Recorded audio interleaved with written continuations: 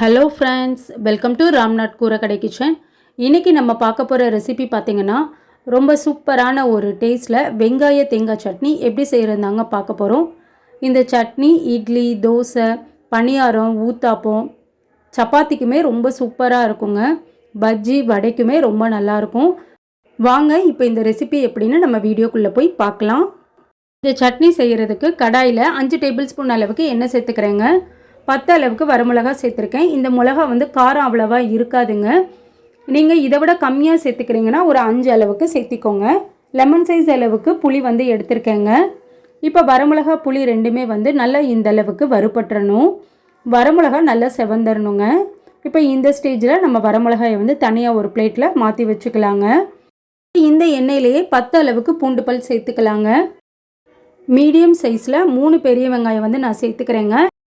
இந்த வெங்காய தேங்காய் சட்னிக்கு வெங்காயத்தோட கலர் ரொம்ப மாறிடக்கூடாதுங்க. ரொம்ப நேரம் வதக்கணுங்கிறது இல்லை. பாருங்கள், இந்த அளவுக்கு வெங்காயத்தோட நிறம் மாறினா போதும். இப்போ இந்த ஸ்டேஜில் நம்ம தேங்காய் துருவல் சேர்த்துக்கலாங்க. 1/4 கப் அளவுக்கு துருவின தேங்காய் எடுத்திருக்கேங்க. இப்போ தேங்காய் துருவலும் ரொம்ப நேரம் வதங்கணுங்கிறது இல்லைங்க. ஒரு 2 நிமிஷம் மட்டும் வதங்கினா போதும். இப்போ நம்ம அடுப்பை ஆஃப் பண்ணிவிட்டு அந்த சூட்லேயே தான் வதக்கி விடுறேங்க. இப்போ ஃப்ரெஷ்ஷான கொத்தமல்லி தழை சேர்த்துக்கலாங்க. கொத்தமல்லி தலையும் ஒரு 2 நிமிஷம் போல் மட்டும் வதக்கி விட்டால் போதுங்க. இப்போ வெங்காயம் நல்லா ஆறிடட்டுங்க. அதுக்கப்புறம் நம்ம மிக்ஸி ஜாரில் சேர்த்துக்கலாம். வரமிளகா, புளி, வெங்காயம் எல்லாமே மிக்ஸி ஜாரில் சேர்த்தியாச்சுங்க. கொஞ்சமாக சீரகம் சேர்த்துக்கலாங்க. அதிகமாக சேர்த்துற வேண்டாம்.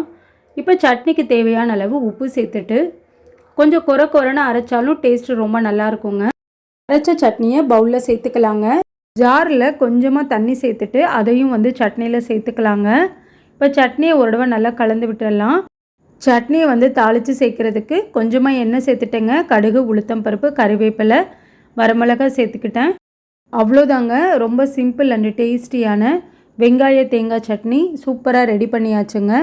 நீங்களும் இந்த சட்னி ரெசிப்பியை ட்ரை பண்ணி பார்த்துட்டு எப்படி இருந்ததுன்னு உங்கள் கமெண்ட்ஸை எனக்கு சொல்லுங்கள்.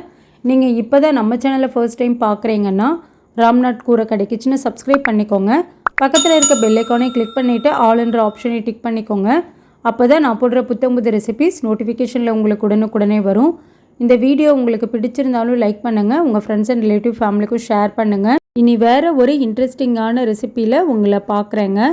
தேங்க்ஸ் ஃபார் வாட்சிங்.